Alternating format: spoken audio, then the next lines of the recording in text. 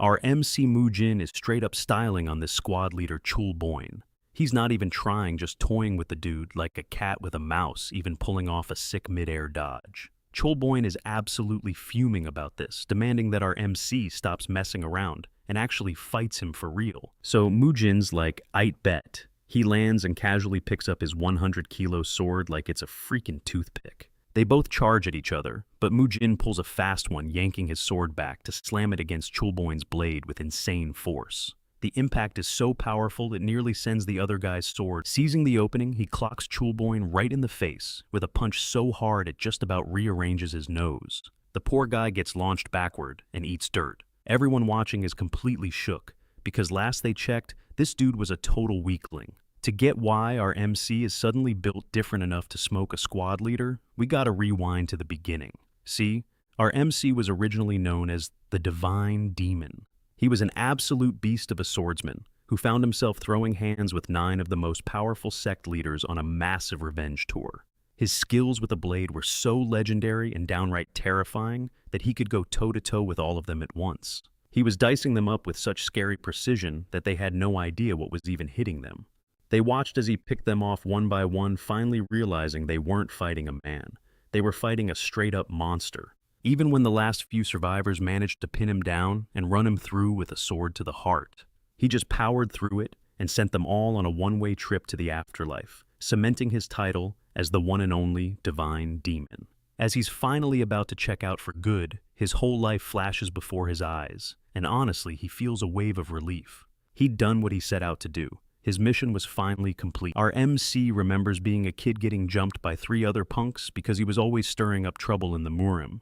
His master was the one who saved him that day and eventually started training him. But in the end, that path led him to a life of violence, unaliving people left and right. He starts to wonder if that's all his life amounted to, and in that moment, an image of his late wife comes to mind.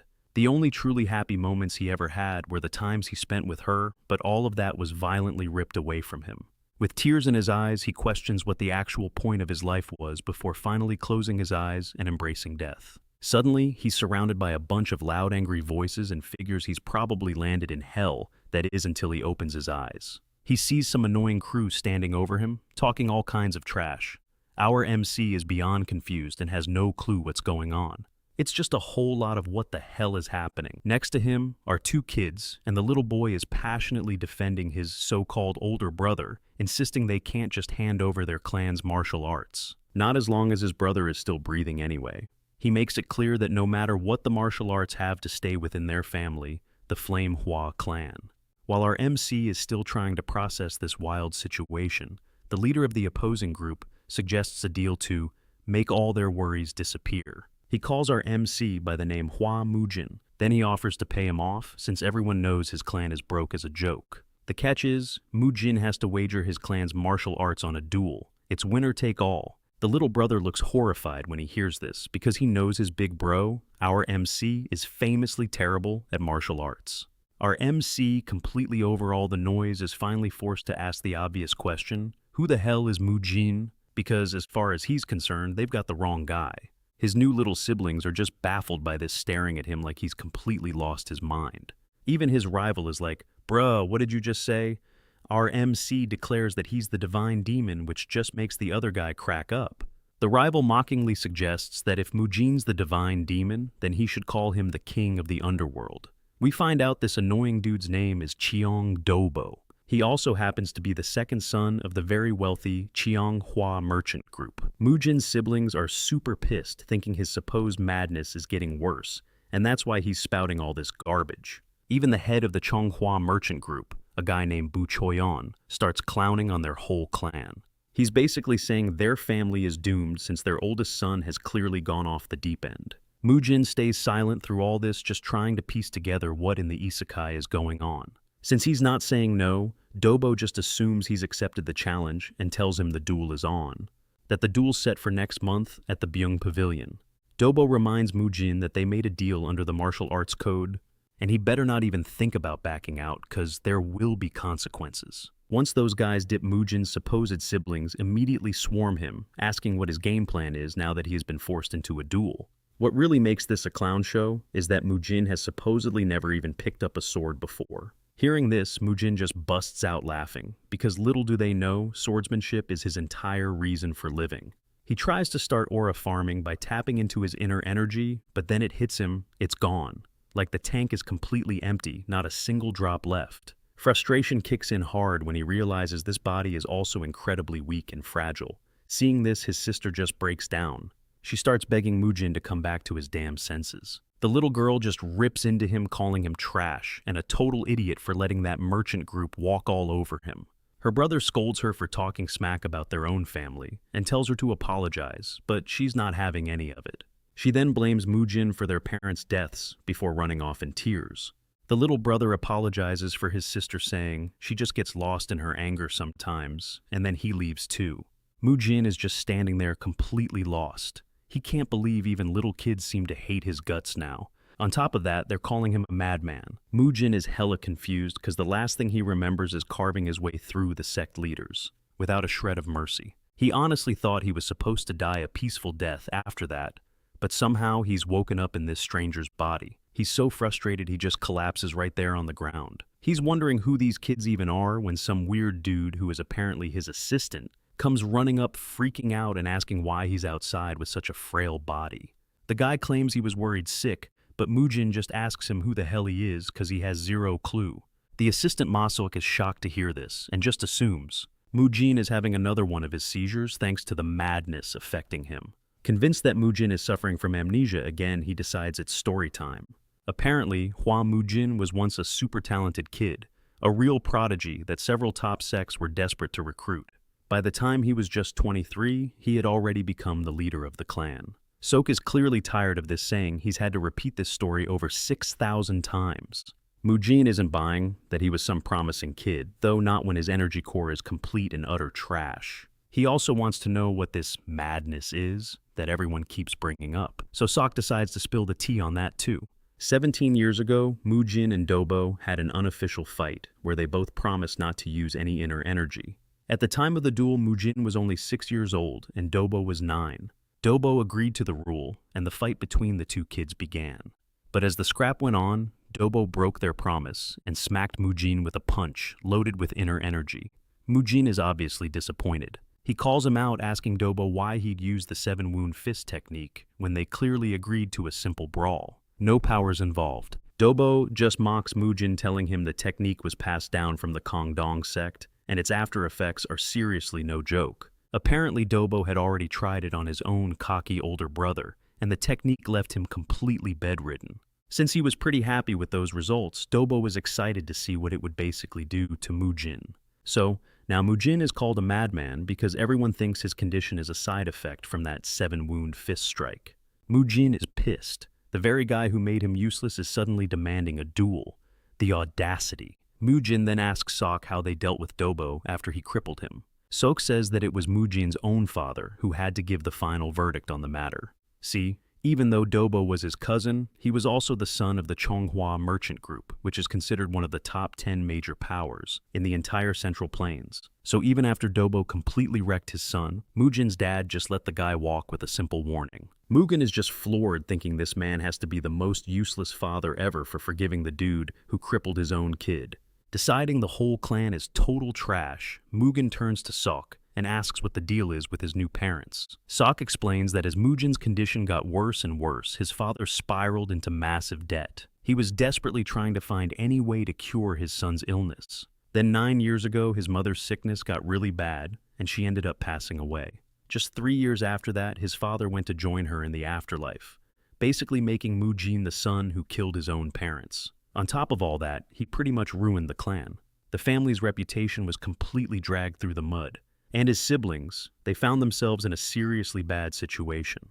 Now all that's left of the family is a mountain of debt, 2 loyal retainers, and just a few martial artists. He's also got his younger brother Hua Dojin and his sister Hua Soyan, and it finally clicks for Mujin why his sister. Soyan said he was the one to blame for what went down with their parents. That night, Mujin dives into the history books left behind by the body's original owner and starts to piece things together. He realizes a whole 30 years have passed since he defeated the 9 sects, and now he's stuck in the body of a supposed madman with no energy core. Since our MC has zero regrets about his past life, he decides to fully commit to being Mujin and help these poor kids out. He knows, however, that the Chunghwa merchant group is going to be a huge pain in his side. After all, they were the ones who destroyed this body and wrecked the clan to begin with. The first thing on his agenda is to prep for the duel he's got against Dobo next month. Since this body is total garbage, he figures he has to rebuild it from the ground up, so he sits down to meditate. He starts everything from scratch, like a complete beginner, remembering how hard it was to cultivate in his old life. But this time, things seem to be going ridiculously smooth, all thanks to this body's overwhelming and totally cracked natural talent for martial arts. Mujin taps into the body's insane energy, pushing it to the max until a brilliant golden light floods the entire room. A moment later, Sok and the retainers hear him screaming and struggling, and they immediately rush into his room. They find him sprawled on the floor, and one of the retainers jokes that he's dead before checking Mujin's pulse. He's shocked to find that it's actually stronger than before, but then Mujin suddenly grabs him by the collar. He demands to know why his body is being ripped apart by immeasurable pain just from trying to form an energy core. The retainer is completely baffled by this, so Mujin asks him again. He wants to know if there's some kind of special constitution this body has. The retainer then reveals that his constitution is the heavenly martial body. Apparently, it's an extremely rare heroic constitution that's said to be chosen by the heavens themselves. Another wave of agony hits Mujin, and he finally figures it out. This body's constitution is the literal polar opposite of his demonic arts. A body filled with pure righteous energy will feel unimaginable pain when it tries to channel demonic techniques. Mujin screams in agony, wondering why, out of all the bodies out there, he got stuck with one that's basically cursed to reject him. He knows things are looking real bad, especially since the duel is just a month away. Lying there in pain, he glances over and asks Sok who the two men with him are. Sok tells him the man in green is the chief steward Dobiake Shin, and the man in red is an elder named Ju Huanbong. As soon as he hears the name Ju, something from his past life clicks into place. But the pain he's feeling is just too intense, and he ends up passing out. 3 days later, Mujin finally manages to get to his feet.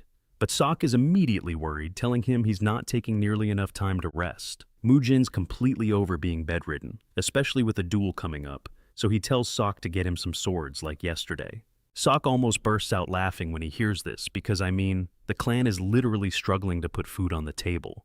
And here's Mujin asking for new swords like it's nothing. This finally forces Mujin to ask the million-dollar question, wait, are we broke or something? Sok has to break the bad news that they're taking out loans from a super sketchy group known as the Bangho Sect. And because this sect operates with some seriously high interest rates, they're not just in debt. They're practically buried under it. It finally dawns on Mujin that if he wants to help the clan, he's got to solve this money crisis first. Still, Mujin figures, hey, what's a little more debt when you're already drowning? Might as well dive in head first. Sok is visibly panicking at this logic, but Mujin just tells him to zip it and write a letter to the elders. Why? Because our boys decided he's going out for a walk. When the elders found out, they absolutely freaked, realizing Mujin was heading straight into the lion's den. And sure enough, a little while later, Mujin and Sok are standing at the entrance to the Bangho Sect's headquarters.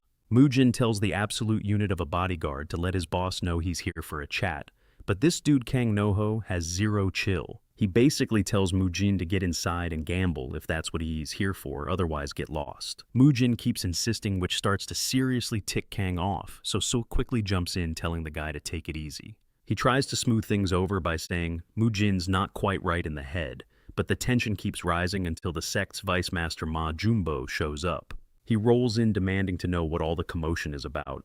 Kang just points and tells his boss that this kid is insisting on meeting the top dog. Ma asks him why, and Mujin, cool as a cucumber, says he's here to ask for more loans. Ma just chuckles, telling Mujin he doesn't need to see the big boss for something so simple, and invites him into the building. Soon, Mujin and Sok find themselves being led deeper into the compound, crossing a long wooden bridge, all while being escorted by a bunch of mean-looking, fully armed swordsmen. Sok's getting some seriously bad vibes and tells Mujin they can still bail before things get messy. But Mujin's not having it, saying they've come this far, and there's no turning back now. That's when Sok tells him about a rumor from an old granny who saw the sect's leader in a fight. Turns out the leader is an absolute monster who demolished his opponent in just a few seconds. No cap, the guy is a master martial artist who's an expert in some seriously deadly killing techniques. Mujin is wondering why Sok's telling him this now, But Ma cuts in with a smirk, saying, Sok is a smart kid for catching on so fast. But he follows it up with the bad news. It's way too late for them now that they've reached a secluded part of the base. And before either of them can react, they're suddenly surrounded by a whole squad of armed goons. Mujin just sighs, looking completely unimpressed, and asks Ma if this was his grand plan from the start. Ma confirms it, saying he had to lure him inside because he couldn't exactly jump him out in public. But he adds a chilling threat, saying he won't be giving Mujin a free pass like he did for his parents. Sok knows fighting is pointless and just starts begging them to spare his master's life. Mujin, on the other hand, gets pissed the moment Ma brings up his parents, because as far as he knows, he doesn't have any. Then it hits him like a ton of bricks. Oh right, he's in a different body now. With the trap sprung, Ma orders his men to teach Mujin a lesson, and one dude who has been itching for a fight immediately rushes forward and throws a heavy punch right at Mujin's face. Sok practically faints from fear, seeing that fist coming straight for them. But in a shocking twist, Mujin doesn't just block the punch, he meets it, and the impact completely shatters the attacker's bones from the inside out. The guy screams in agony and collapses, whining that Mujin must have pulled some cheap trick on him. Mujin just scoffs, teasing him. You're a big guy, but your bones are surprisingly soft. This whole encounter makes Mujin realize that he can't just brute force his way through everything with his old power. Ma is pissed his men are wasting time and screams at them to finish Mujin off already, so another swordsman comes charging at him with his sword drawn, but Mujin easily sidesteps the attack, figuring out that staying mobile is the key to winning this. Since he knows he's outclassed in raw strength, Mujin uses his insane agility to dodge and then smashes a headbutt into the guy's face, completely caving it in. The goon stumbles back, screaming his head off, as his buddy tags in trying to slash Mujin, but our boy easily sidesteps the blade. The attacker goes for another swing, but Mujin just hops backward and unleashes a kick that takes the dude right out of the fight. Before the armed goons even know what's hitting them, they're getting absolutely toyed with, and in seconds they're all dropped to their knees. Watching from a safe distance, Seok shouts out to see if his master is okay, but Mujin just roasts him, calling him a blockhead and saying he's totally fine. Seok is completely floored by this, and he can't help but ask Mujin where on earth he learned these cracked martial arts skills that he's currently flexing on everyone. Mujin just smirks and tells the guy this isn't some fancy martial art. It's just good old-fashioned street fighting he learned to survive. This hits Seok like a truck because he has zero memory of Mujin ever roughing it up on the streets. Ma gives him a slow clap for dealing with his men, but then immediately flicks a coin at Mujin with some serious heat behind it. The coin zips past Mujin's head by a hair, but the pressure wave alone is enough to shock him. Ma then angrily tells his boys to get lost. He's gonna handle this punk personally. Mujin is totally confused by all this hostility. I mean, bruh, all he wanted was to have a chat with their boss. But Ma just spits back that their leader isn't someone a piece of trash like Mujin ever gets to meet. Livid Ma whips out his sword and lunges at Mujin to end him, but in a legendary plot twist, Mujin blocks the full-force strike with a pair of chopsticks. Ma's jaw hits the absolute floor seeing this, but what he doesn't realize is that chopsticks were literally all Mujin could afford. My guy is just too broke for a real sword. The two of them start trading blows, but Mujin holds his ground, showing off some seriously slick moves. And before Ma can even blink, one of those chopsticks is sticking right through his hand. Ma can't believe it. He was going all out trying to slice this dude to ribbons, and somehow Mujin still found an opening. While Ma is freaking out, Mujin's just having the time of his life, casually telling him he's gonna regret the day he dissed a pair of chopsticks. Next thing he knows, Ma's getting styled on by dinner utensils and his brain just can't compute. He was so sure Mujin was just some weakling who couldn't use chi, so he's left wondering how this guy got so terrifyingly strong, especially in such a short amount of time. Ma's coping hard, refusing to believe this is the same dude he once knew. Mujin keeps poking holes in his body with the chopsticks, while telling him his skills are absolute garbage. Not about to take an L to some freaking chopsticks, Ma leaps into the air, aiming to finish Mujin off for good. He's getting ready to drop his ultimate move. Even with Ma looking like a final boss in the sky, Mujin looks completely unfazed, not scared one bit. He effortlessly dodges Ma's big attack, leaving the guy completely vulnerable. Ma is left just spiraling, wondering how Mujin could be hiding this much power without him ever knowing. Mujin then lands a devastating punch to his gut that completely shatters whatever shred of pride Ma had left. With the reek of fear pouring off Ma's body, Mujin repeats himself about wanting a loan, but this time, he says it with a deadly and terrifying look that screams he's not asking again. After getting the beatdown of a lifetime, Ma finally decides to sit down and talk with Mujin. As they talk, even his guards find themselves bowing respectfully to Mujin. A totally humbled Ma just asks Mujin what he wants to know. Mujin gets straight to the point, asking why his sect is offering his family a loan without any collateral. He says he can smell something sketchy about the entire deal. Ma tries to play it off, claiming they have no shady intentions at all. He insists that Mujin is just overthinking everything. But Mujin isn't buying that garbage for a second. He can practically feel the fear rolling off Ma from where he's sitting. So Mujin asks him again this time, warning him to think very carefully about his answer if he doesn't want to get punished. Realizing Mujin has zero chill and is not messing around, Ma finally cracks and spills everything. Their orders came directly from the Chonghua merchant group. Mujin isn't even a little surprised by this, since he already knew the group had a hand in it, so he presses Ma for details. He wants to know exactly what kind of shady deal they cooked up with the Chonghua group. Ma is looking hesitant to spill the tea, but Mujin makes it crystal clear that if he goes down protecting this merchant group, absolutely nobody is going to mourn him. Taking Mujin's not-so-subtle advice to heart, Ma finally confesses that the merchant group gave them an order to loan Mujin's clan any amount of cash they asked for, but with a ridiculously high interest rate slapped on it. The trade-off was that once the Hua clan goes belly up, the Bongho sect would get to snatch up all their land after they're yeeted from the game. It all clicks for Mujin now. The family land was the bait they were using the whole time. Mujin then grills Ma, asking what the 300 gold coins he wants to borrow would balloon into after just 1 year under this garbage contract. Ma admits that the 300 gold would skyrocket to a whopping 5,000 gold coins for repayment, which has Mujin looking absolutely disgusted. But honestly, he doesn't really give a damn and agrees to the terms anyway. His face gets dead serious as he asks Ma who their cleanup crew is for when things get messy. Ma reveals that one of their associates is the social sect of the Four Martial Heavens, which is basically an alliance of unorthodox sects. This news actually catches Mujin off guard, and Sok chimes in that it's a relatively new alliance. Mujin is clearly ticked off by the mere mention of the Four Martial Heavens, even dropping the B word to describe them. Sok is totally confused, thinking his master's getting off the deep end because he's never even seen him interact with this alliance before. And yet here he is, literally cursing them out like they stole his lunch money. Mujin just brushes him off, telling Sok not to sweat it because he is not in the mood to give him the full story. He's already getting impatient, asking what's taking the guy who went to fetch the money so long. Right on cue, the dude shows up with a box packed with the 300 gold coins he requested. Mujin's eyes practically sparkle when he sees the cash, figuring it should be more than enough, and tells Sok it's time to bounce. Sok, however, is still low-key freaking out about this whole borrowing situation.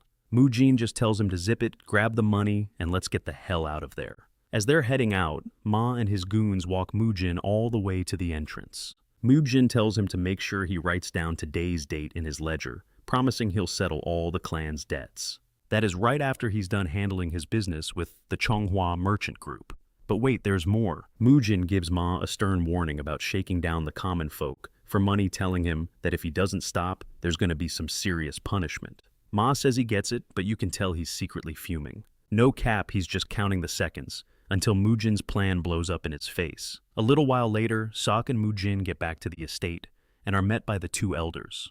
They instantly start panicking when they spot the blood splattered on Mujin's clothes. He just reassures them it's not his, and when they ask what went down at the sect, he casually says he just went to get a loan.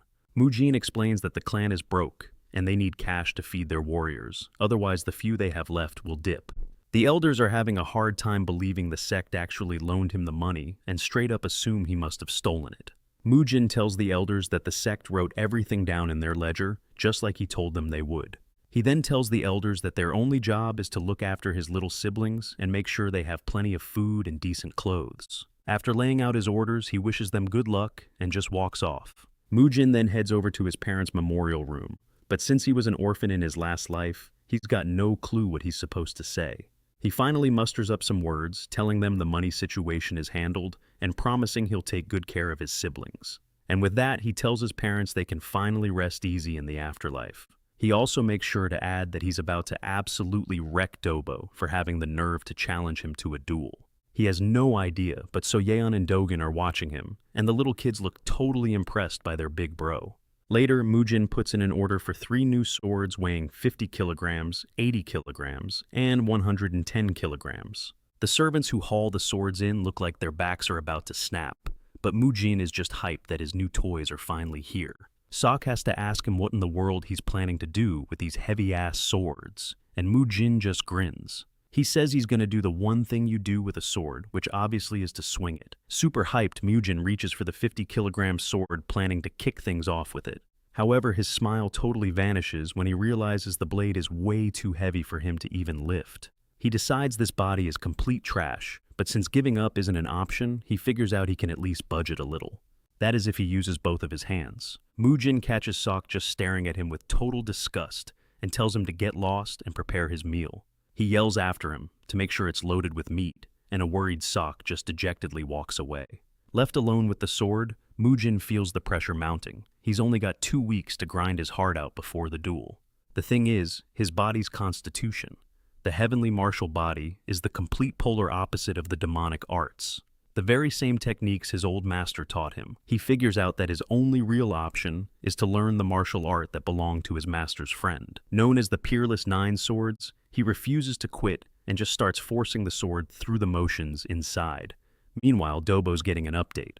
He's just been told that Mujin wrecked the Bongo Boys so badly that they won't be able to move for 2 whole weeks. Dobo's pretty shocked to hear this since Mujin doesn't have an energy core to pull off something like that.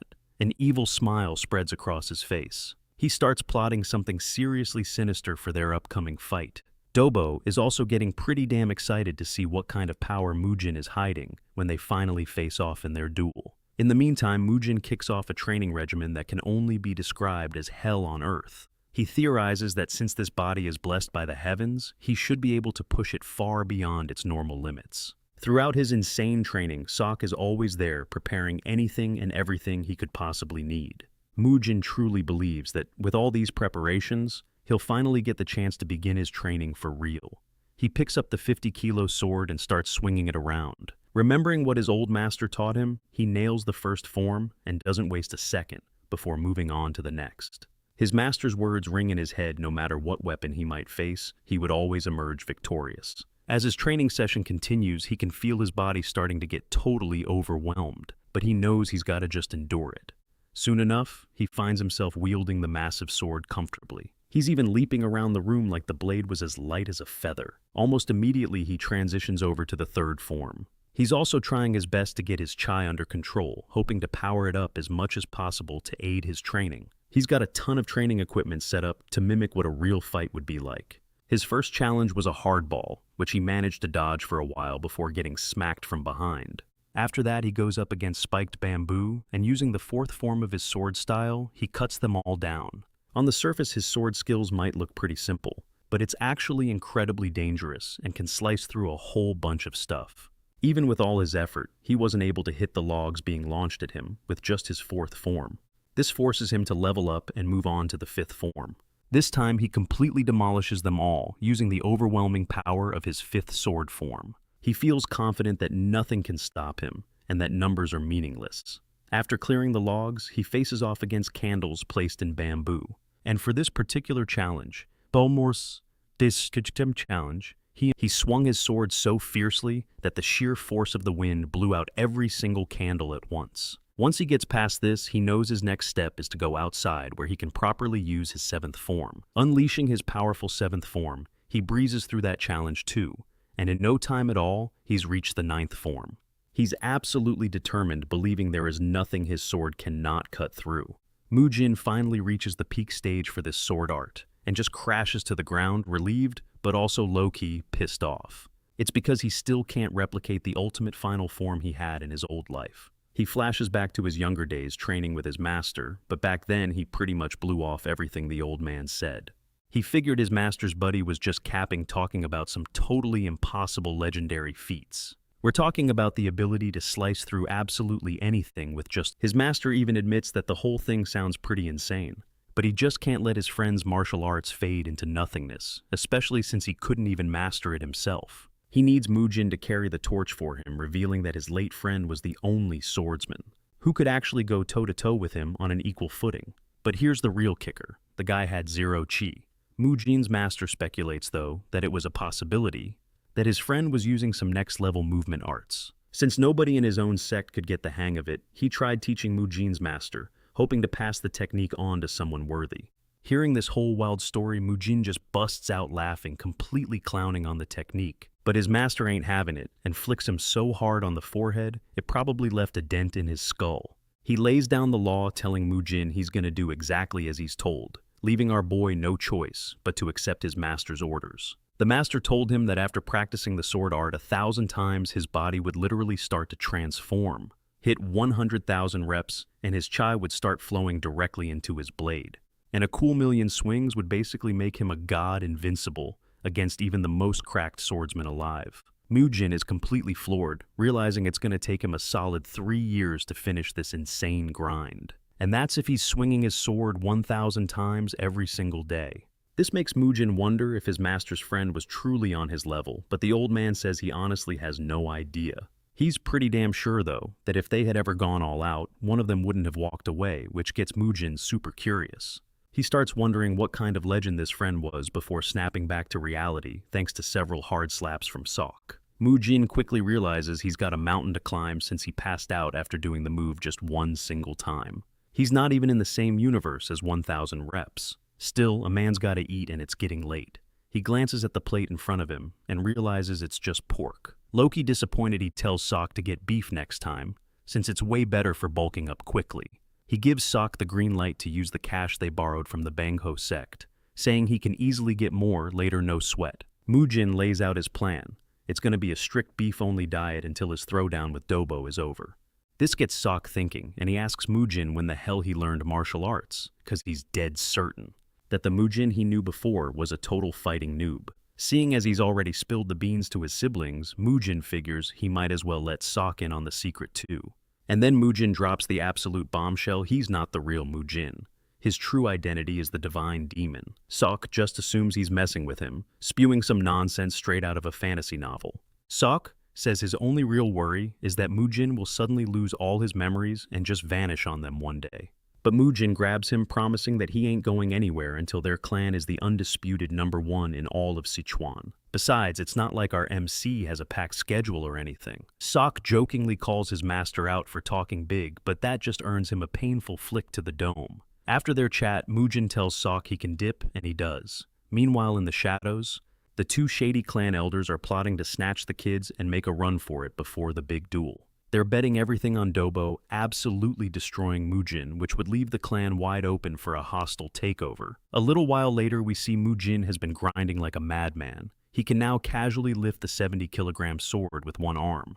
The problem is, his technique is still super sloppy, and the clock is ticking. He's only got 1 week until the fight. He's dripping sweat in the training hall when the kids pop in. Mujin immediately tells them to get out. He warns them it's dangerous, but the kids just say they're worried about him. They've seen him pushing himself past his breaking point for days on end. Soyoung feels a pang of guilt, thinking this is all her fault, and tries to tell him that she never really meant what she said, because she was just plain angry.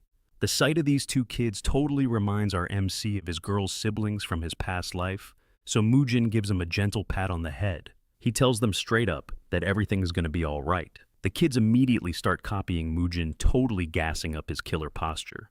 Watching them bicker about who's right or wrong hits different, reminding him of his own tough training days with his master, and how brutal it was. Then boom, it clicks. The absolute key to the Peerless Nine's sword is all in the breathing technique. After this realization, Mujin looks at the kids and declares he's absolutely going to win, no questions asked. He shoos them off to their room, and while the kids are low-key worried, they figure he's got it under control. As soon as he's by himself, Mujin kicks off the breathing technique, putting everything he has into each swing of his sword. This new breathing method lets him unleash all his stored-up internal energy in one massive burst. Before he even realizes it, he's already mastered the concept of the movement arts, which is a type of chi art. It's a discipline where you basically build up your internal energy by just moving. The thing is, movement arts are usually seen as some low-tier stuff, so most people don't even give them a second look. But by combining it with his breathing, Mujin can now swing his sword like it's nothing. He's got more than enough juice now to slice a whole statue clean in half. Meanwhile, Zhao Huanbong is grilling Sok about Mujin's sudden 180. Sok tries to chalk it up to that one Wu-Dang session he had, but Zhou isn't buying that for a second. He orders Sok to keep an eye on Mujin and report back on anything and everything he sees. So Sok heads over to his master's training spot only to find the place is an absolute wreck. He tries to tell him that his meal is ready, but Mujin just sounds disappointed. He complains that the training room is way too cramped for him to go all out. Because of this, Mujin announces he's taking over the main training hall from now on. Mujin strolls into the main training hall like he owns the place, and immediately all the warriors training there stop and stare. Sok tells the other warriors that his master needs the space to train alone, basically telling them all to get lost. He suggests they use the other hall, but the warriors are just looking at this half-dead dude like he's crazy. They can't believe he's barking orders at them. They're all thinking just because he's holding a sword doesn't make him a real martial artist, bruh. Mujin picks up on their salty vibes and decides to call them out on it. The other warriors are ready to throw down, but their squad leader Chiol Boyin tells his guys to stand down and clear the hall for the young master. Chiol is convinced Mujin has completely lost it again, but right then Mujin calls out to him. He tells Chiol to man up and say what he wants to his face. Chiol turns around, and Mujin challenges him to a fight. Since they're both swordsmen, Chiol says he can't do it, because Mujin is supposed to be the future leader of the clan. So Mujin just calls him a coward and tells him to get lost, since it's clear he can't back up his words. That's all it takes. Chiol whips out his sword ready for a duel. The fight is on, but Mujin does something wild. He immediately stabs his own sword into the ground. Then he launches himself at Chiol in a crazy move, getting right in his face and pushing his head before the guy can even blink. The other warriors are completely baffled. They've never seen a sword duel without a sword. Mujin just keeps toying with Chiol. He's zipping around super fast, while Chiol is just struggling to keep up. Chiol gets more and more pissed off, yelling at Mujin to stop dodging and fight him like a man.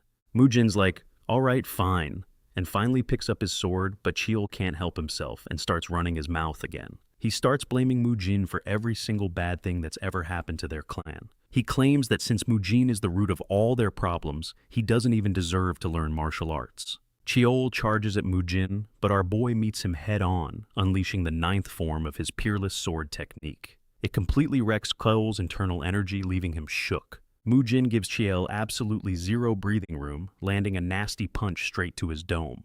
Chiol hits the floor hard with blood flying everywhere, and as he's going down, Mujin makes it crystal clear that the game has completely changed. As he smacks the ground, Chiol is forced to accept the cold, hard truth. This isn't the same Mujin. He can feel the sheer willpower radiating off Mujin's body, a vibe that just wasn't there before. This insane turnaround leaves Sok and the other warriors watching the fight totally speechless. The warriors rush over to their boss, who's completely knocked out on the floor, while Mujin stands tall like he owns the place. He casually asks Chiol if he's got any complaints about the outcome. One of the warriors flips out at Mujin, screaming that he pulled a cheap shot. But Chiol pulls himself together and yells at the guy to shut his trap, admitting that he's straight up lost. Chiol actually pays his respects to Mujin, saying he really learned something from him today. Mujin just nods, telling him he's free to go, but as the warriors are heading out the door, he tells Sok to go with them because he really just wants to be alone. The salty warrior keeps on complaining, claiming that Chiol must have gone easy on Mujin, but Chiol sets him straight. He tells him no cap he was planning on leaving Mujin half dead. The dude can't believe it, but Chiol makes it clear he's being dead serious. Chiol says he doesn't know what happened, but it's obvious their young master has seriously leveled up.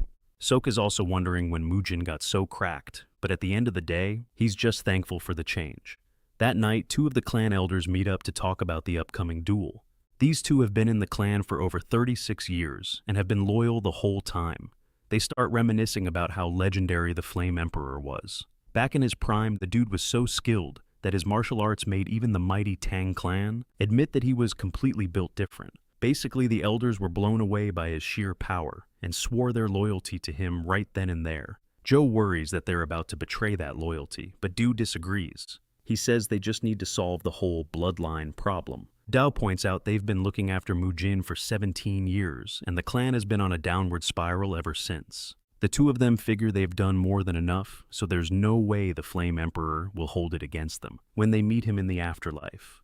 They've already got their escape money all gathered up, and on top of that, they've hired a few martial artists for backup. Dao then tells Joe he should leave first while he hangs back to watch over Mujin a little longer. Apparently, the witness for the duel is going to be the martial master from the Kongdong Sect, who was hired by the Chonghua. Joe is shocked to hear this because the whole thing just screams setup. That merchant group is a bunch of shady snakes who will stop at nothing to see the Hua clan completely destroyed. Dao tells Joe to take the kids and wait for him at their secret spot, even though it's going to be a huge shock for them. Later on, Mujin realizes his beef portions are getting smaller and asks Sok what's going on. Sok reveals that the steward has been getting real stingy with the grocery money. And even though Mujin is low-key pissed, he puts it aside to show Sok his sick new outfit. But Sok completely roasts him, saying he honestly looked better when he was wrapped up in bandages. When it's time to head out for the duel, Mujin runs into Dao right outside the house. Mujin's first thought is that he's there to stop him, but Dao says no, explaining he's actually there to tag along and watch the fight. Mujin realizes Dao is just worrying for no reason, when his only plan is to beat his rival into a bloody pulp. With that, Sok and Dao join Mujin on his way to the arena. At the venue, the place is buzzing with a huge crowd, some there to see the fight, and others there to place some bets. With the odds stacked so high against Mujin, pretty much everyone was betting on his opponent. But then our boy strolls into the arena with a lollipop sticking out of his mouth. The second people see him, they're convinced he's a total scrub, and were even scrambling to call off their bets. The second he steps into the arena, he's met by Choi Yeon, who asks if he's dead serious about going through with the duel. The audience overhears this and immediately assumes Mujin, this weak-looking dude, was the one who challenged them in the first place. Everyone's whispering that this guy's ego has clearly gone off the deep end. Mujin is absolutely fuming when he clocks that they're already trying to spin the story and paint him as the villain. And trust me, he's got a special kind of payback planned for that little stunt. Mujin looks Choi Yeon dead in the eye and says there's no way in hell he's gonna sit back and let her crew just steal his clan's secret manual. That's the whole reason this beatdown is about to happen. The crowd is completely shook by this revelation. They'd never heard of a merchant group trying to jack a secret martial arts technique. Meanwhile, Choi Yeon is feeling herself totally confident in how things are playing out. She's certain Mujin is about to get a reality check for trying to act all high and mighty. The stage is set, the tension is thick enough to cut with a knife, and the duel is ready to pop off. The host's voice booms across the arena, announcing that the official witness for the fight will be Han Yi-gong of the Kongdong Sect. We see Han posted up on a balcony, looking like an absolute unit, and ready to see his master's will be done. He instructs both Dobo and Mujin to fight honorably in front of everyone watching. Right then, Dobo drops a psychological bomb, telling Mujin that the fighting uniform he's wearing right now, yeah, he personally sent it as a little welcome back present. Mujin just cracks a smile at that, then whips out this ridiculously huge sword, telling Dobo he might as well get ready, because he's gonna have to return the rest of the stolen goods after he gets his butt kicked. The whole crowd just loses its mind at the sight of his weapon. No one's ever seen a dude fight a duel with a blade that massive. Plus, everyone thought the legendary Flame Emperor was a bare-fisted brawler. Even Do is completely stunned. He whips around and asks Sok if Mujin said anything weird before this. You see, both of them had basically told Mujin to just run away, thinking he had zero chance of winning against this guy. But now Sok is starting to think maybe, just maybe Mujin could actually pull this off. Do, on the other hand, is not convinced in the slightest. Once both fighters give the nod, the referee slams the gong to kick things off. Mujin, running on pure rage, explodes off the line straight for Dobo. He brings that giant slab of iron down in a devastating arc. Dobo barely manages to dodge the attack, which completely shatters the ground where he was standing. The spectators are just blown away. They never dreamed Mujin could be so fast and pack so much power. The word on the street was that Mujin had absolutely no martial arts training. But here he was, moving like a straight-up demon. Even Dobo is in total shock. He came into this expecting an easy win. Mujin doesn't let up for a second, charging Dobo again with another massive swing of his sword. This time, Dobo manages to block it, and they're locked blade to blade, staring each other down. The clash of steel rings through the arena, and it's a truly glorious thing to witness. Choi Yeon can't believe it. Mujin is actually holding his own lasting way longer than she ever thought he would. Still, she's convinced that no matter what training he's done, he's still not even in the same league as Dobo. Mujin keeps the pressure on, swinging his massive sword at Dobo, who uses his insane agility to dodge every single strike. As the fight continues, Dobo finally spots an opening and lands a clean counterattack that sends Mujin stumbling backward. He swears he's going to leave Mujin in a much worse state than before, completely confident that he knows exactly how to shatter a man's spirit. Watching from the balcony, Do admits that he's actually pretty impressed. He's surprised by how well Mujin is hanging in there against such a tough opponent. Sok then leans over and tells Do, "Bruh, you think this is impressive? Mujin hasn't even played his trump card yet." Do is pretty sure Sok is just spouting nonsense. But Sok hits back saying he secretly watched Mujin's solo training sessions, and he promises, "Dude, that's something way more busted is about to drop." As the brawl gets more intense, it dawns on Mujin that his raw power is basically a mirror image of Dobo's right now. This makes him low-key question the whole training regimen. But honestly, he isn't worried, because it doesn't matter how cracked his opponent is, he's built different and always wins. This time, he's playing for keeps and plans on ending Dobo for good. Meanwhile, Joe's on transport duty with Mujin's siblings, and he's just pulled up to their destination while they're sleeping, which gets him thinking about Do. He remembers Do telling him he was sticking around to, and I quote, "gather whatever's left of Mujin." Yeah, after Dobo finishes him. Joe's not even sure if what they're doing is the right call, but hey, the ball is already rolling. Back in the arena, these two are still going at it like absolute animals. Mujin isn't sweating it though, because in his eyes, Dobo is nothing but a total newbie. The two just keep trading massive blows. And while it looks like they're evenly matched, some spectators think Mujin actually has the edge, while others are already talking trash about our boy. They're basically saying he's not all that and a bag of chips. Right then, Dobo unleashes a massive attack and sends it hurtling straight for Mujin. Do and Sok practically have a heart attack watching this beam of death zero in on Mujin. All they can do is hope to God he can actually get out of the way because Dobo is not playing around.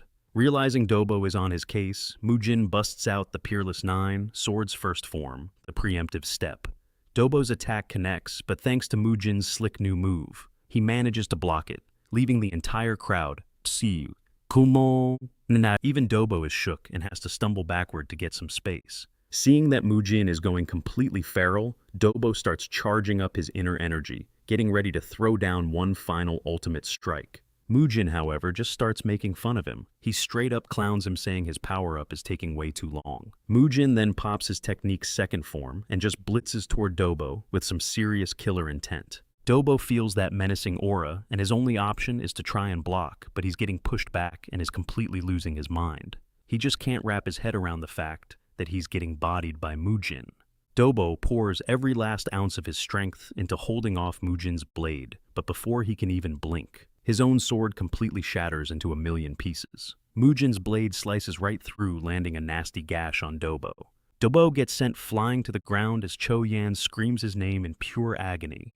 And just like that, Dobo is sprawled out in a growing puddle of his own blood, his right arm completely gone, which means Mujin takes the W by default. Mujin then casually strolls over to Dobo's severed arm, announcing he'll be taking it as payment for a 17-year-old grudge. Cho Yan is floored by this, but Mujin just shrugs, saying the merchant group might be able to stitch his arm back on anyway. Han leaps down from the stands to check on Dobo's condition, as Cho Yan also rushes over to his side. That's when Han reveals that Dobo's energy core has been completely shattered. Han glares daggers at Mujin, asking him if he really needed to be that extra. Mujin plays dumb, asking Han what he's even talking about, and Han snaps back that there was a huge skill gap between them. He says the fight was basically decided a long time ago, so the extra damage was just overkill. Mujin's like, "Oh, you got a big mouth, so you want to talk."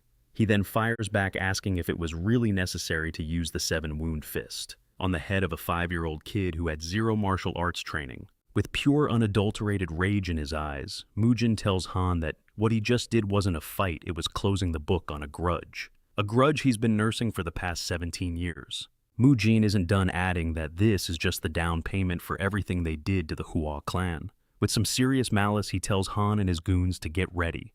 Cho Yan just collapses to her knees, sobbing. She swears on her life she will make Mujin pay for what he's done today. As Mujin walks off the stage, the crowd goes absolutely wild, cheering for his victory, because they just saw him completely dismantle Dobo. On top of the insane spectacle they just witnessed, they also realized that the sword style he used was something they had never seen before, like ever. The streets are absolutely buzzing, because a brand new martial arts goat has officially entered the chat. Do and Sok sprint over to find Mujin, who just casually tells them it's time to pack it up and head home. But as he's walking off, he hits him with a quick U-turn, asking Do if he blew through all the gold he was given. Looking sketchy as hell, Do stammers that there's still a little bit left. Mujin just sighs, saying he might have to pop over to the Bangho sect to borrow some cash. Then his entire vibe shifts, and he tells he doesn't give a damn if Joe and the others want a dip. But he makes it crystal clear that if they ever try to take his siblings away, things are going to get real ugly. He says this with so much killing intent it practically turns Do's legs to jelly right where he's standing. Meanwhile, his siblings are giving Joe an earful, screaming at him for dragging them away when they were supposed to be watching the fight. Joe knows they're totally screwed when he gets a letter from a messenger pigeon. He quickly realizes that Mujin, against all odds, somehow managed to win the whole thing. The note from Do basically screamed that their cover was blown and urged him to get back to the house immediately. Without a second thought, a terrified Joe starts racing back home. While the kids are just hyped, they get to go see their big brother. Later on, Mujin tells Do it's officially time for him to go deal with the Bangho sect. He tells the old man not to sweat it, and that he's got everything under control. Even though Mujin's clearly on a whole new level now, Do still begs him not to get tangled up with the Sosal sect. Realizing the old man is just overthinking it, Mujin promises him that he won't. With that, Mujin heads off to the Bangho sect, but Sok can't shake the feeling that this is about to go horribly wrong. Mujin says he can't put it off any longer and tells Sok to stay right on his tail, and in a flash they arrive at the Bangho sect's front door. This completely shocks Ma, who never in a million years thought he'd see Mujin again, who tells him he's just there to collect a debt. He also throws some shade at Ma, making fun of how their sect headquarters looks like a total ghost town. Ma tries to play it off, claiming all the local gamblers just left for a bit. He says they all had to go watch his big duel against Dobo. Mujin's like, "Oh really? So everyone went to see my fight, huh?" He then asks if they ran a betting pool on him, knowing damn well they must have given him some ridiculously high odds. From that alone, they must have made an absolute fortune off his victory. The second Mujin realizes they've made some bank, he makes his intentions known, and Ma can tell he's about to be squeezed dry. To avoid getting into a mess, Ma quickly tells him they're more than happy to show their gratitude. Mujin is definitely pleased to hear that, because let's be real, who doesn't like getting paid? Ma can feel this chilling aura just pouring off Mujin, and it's pretty obvious the guy is radiating pure killing intent. Mujin then asks Ma where his boss is, which totally spooks him, but before Ma can question him, Mujin slams his fist on the table. He lets the guy know that having to ask a question more than once really pisses him off. Just as Mujin's about to go completely wild, the sect's leader Chai Wungil finally makes an appearance. Mujin's kinda surprised to see this busted-looking dude is actually the one in charge. Chai admits that his lackeys have already told him all about Mujin. So Mujin fires back, asking him why he plays so hard to get. Mujin has absolutely zero chill and immediately starts roasting him, telling him his face is a straight-up disaster. Standing right behind Chai is a much more interesting guy, and Mujin asks if he's his personal servant. You can feel the pure malice rolling off this dude, who turns out to be Death Black Crow from the Sosal sect. Black Crow starts mouthing off at Mujin for eyeing his cash. And wouldn't you know it, Mujin finds himself face to face with the one sect he was told to avoid. Mujin just tells the dude to shut his mouth if he doesn't want to get put in the ground.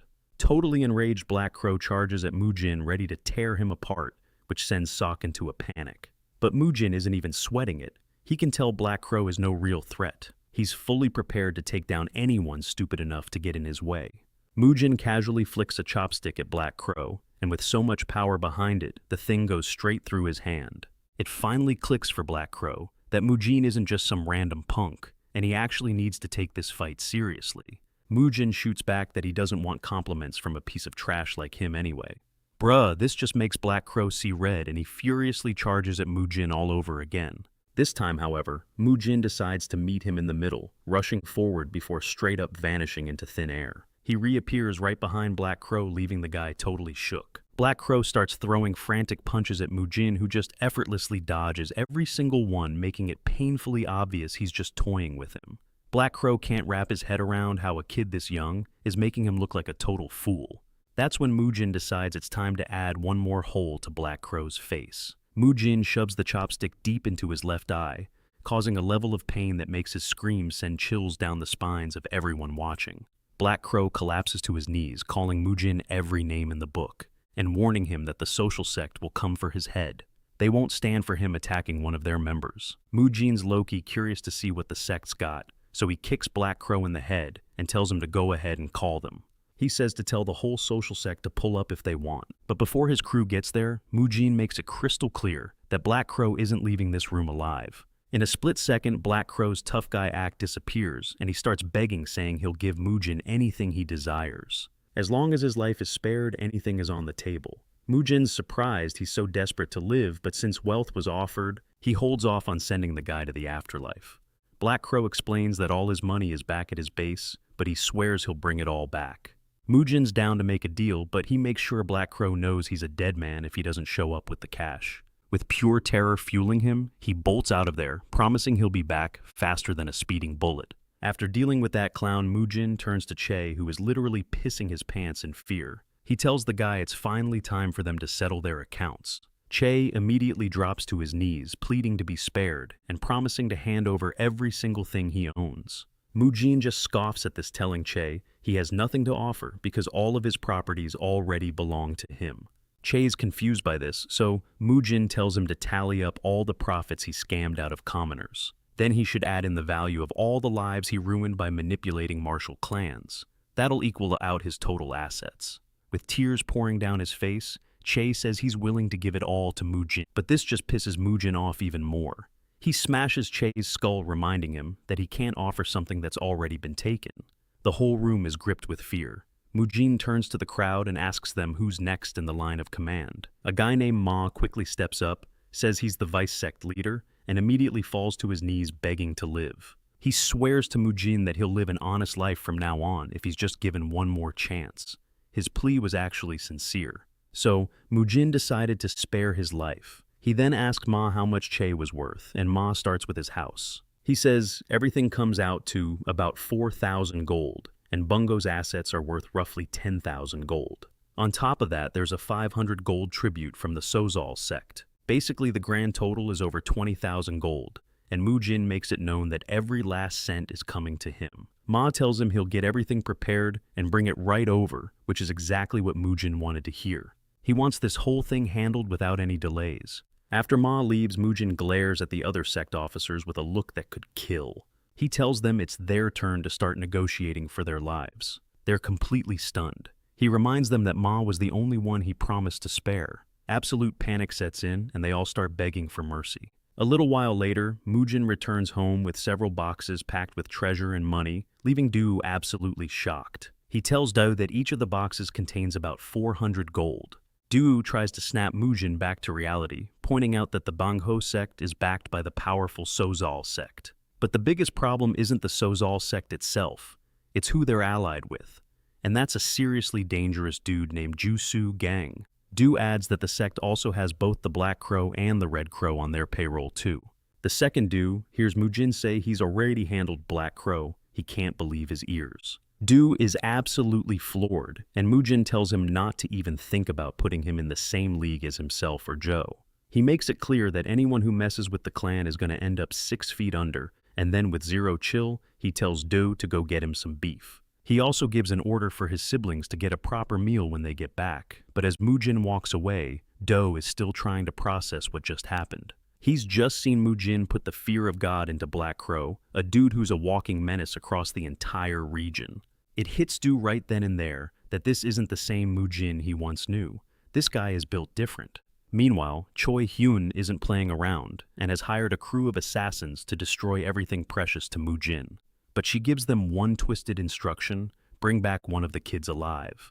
Back in the day, the Flame Hua clan was on top of the world, led by the legendary Flame Emperor. This guy was so cracked that countless martial artists watched his every move with admiration. And he even got shoutouts from other top dogs. We're talking props from the super prestigious Tang clan of Sichuan. In just one generation, the Flame Hua clan became a force that absolutely no one could afford to ignore. Even the most elite martial artists would think twice before starting beef with them. Because of this, there was a time when the people of Xichong would go absolutely wild cheering whenever clan members were just walking down the street. But after the Flame Emperor passed away, the next leader turned out to be a total letdown, and because of his weakness, the Flame Hua clan's reputation started to tank. People who had been fiercely loyal began dipping out one by one. With this, the memory of the emperor who once commanded the world became fractured between those who remembered his glory and those who didn't. But one fact remains undisputed: the man was an absolute legend. Thanks to the insane aura Mujin now carries, when he walks the elders start low-key, comparing him to the late emperor. It isn't long before some battered warriors stumble in, telling Du that assassins jumped them out of nowhere. Apparently, Elder Joe and a handful of fighters are the only ones left holding the line against the attackers. The moment Du hears this, his blood runs cold, realizing the two kids are in serious trouble, and he tells a warrior to go find Mujin immediately. He himself bolts ahead to help. Deep in the forest, Joe finds himself as the last man standing against a swarm of assassins. All the warriors with him have been taken down, but even facing these impossible odds, he stands firm, ready to die to protect the kids. Just as he's about to be overwhelmed, Du slides in at the last second, giving him some much-needed backup, which really ticks off the assassins. They were literally seconds away from finishing their mission before Do crashed the party and their leader starts screaming at his men. He orders them to take both of them down, and another brutal fight breaks out.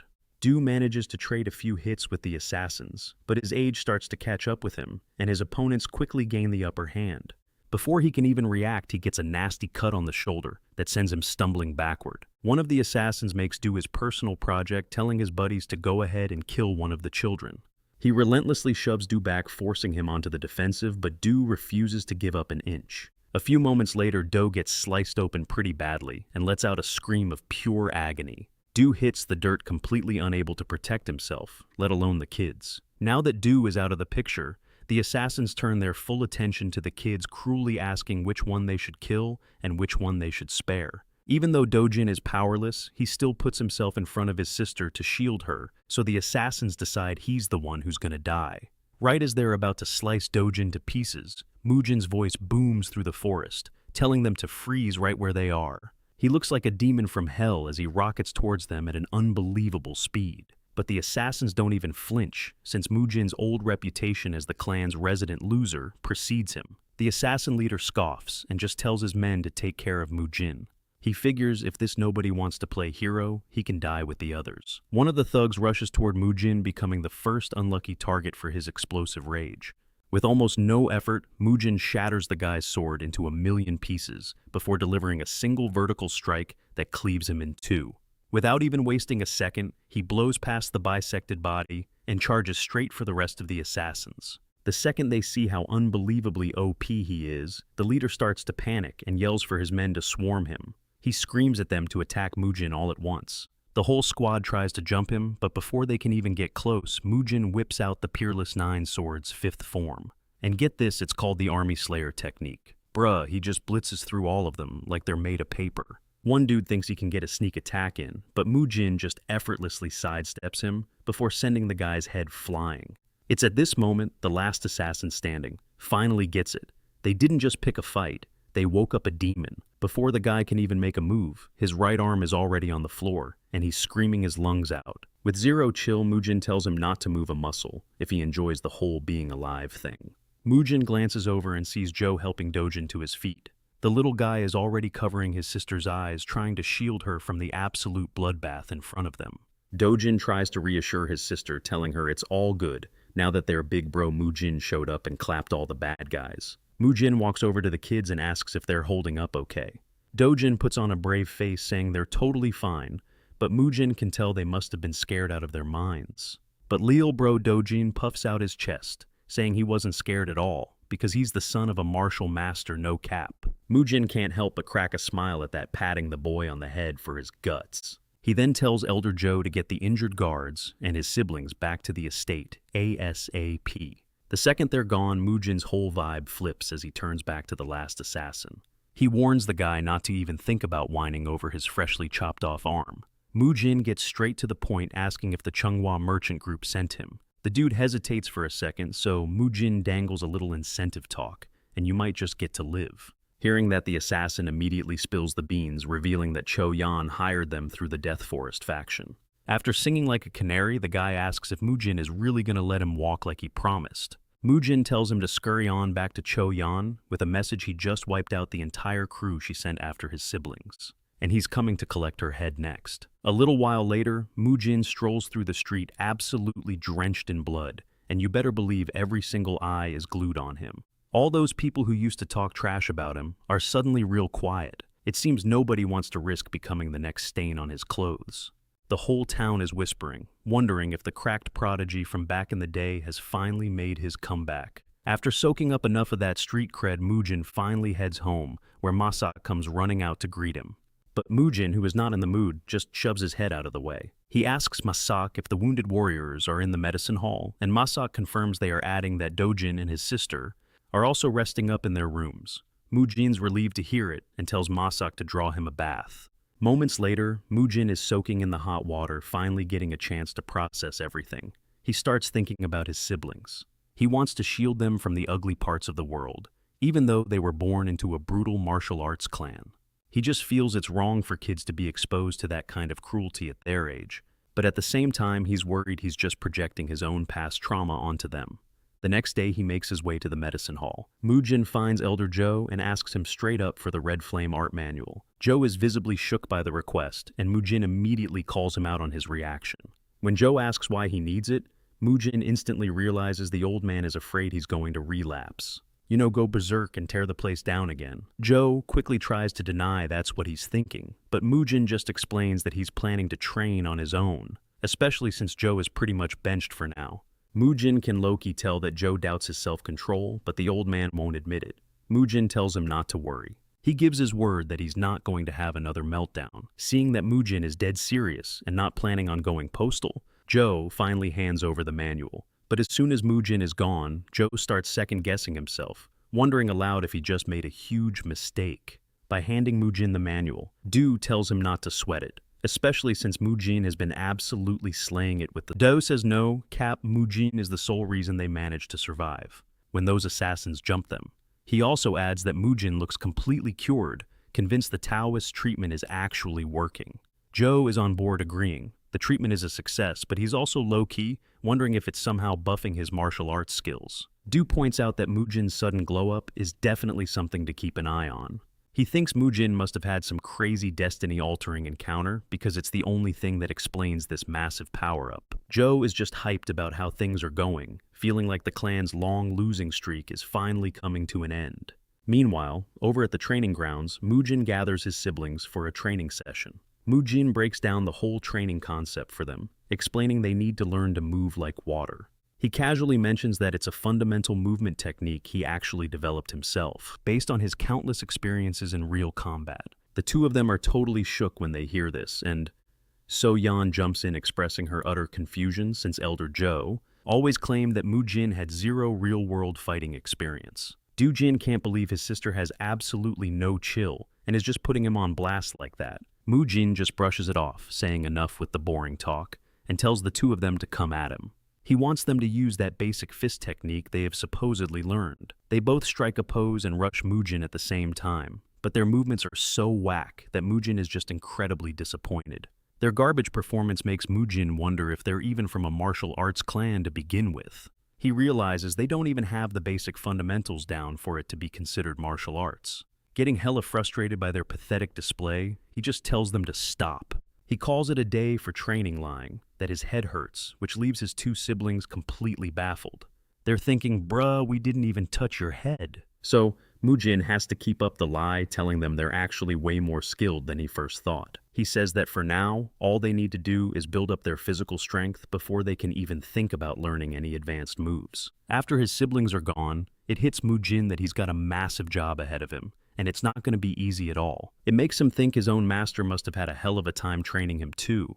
Still, Mujin is dead set on bringing the clan back to its former glory. He feels like it's his fault things went south in the first place, so it's on him to fix. On top of all that, Mujin has a personal score to settle with the one person he couldn't defeat in his past life. Fueled by this new resolve, Mujin grabs his sword and starts his solo training grind.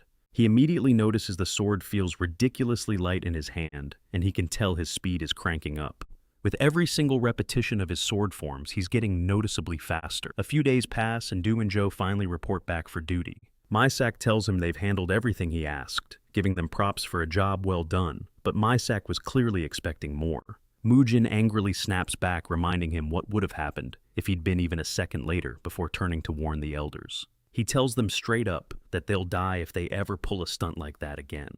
The The two immediately get the message and bow to Mujin, apologizing for being so damn foolish. A moment later, the Taoist who supposedly treated Mujin, a guy named Do Young-soo, shows up. Mujin has no idea who this dude is, and has already started clowning on him, before Maisak quickly explains this is the Taoist who healed him. Maisak tries to do damage control, apologizing to the old man, and saying Mujin hasn't fully recovered yet, which is why he's acting out. But Mujin isn't having it, and basically yeets him for talking smack. Realizing what's happening, Mujin decides to just play along and apologizes to the old man for not recognizing him. Mujin then urges the guy to come with him, saying he must be wiped out from such a long journey.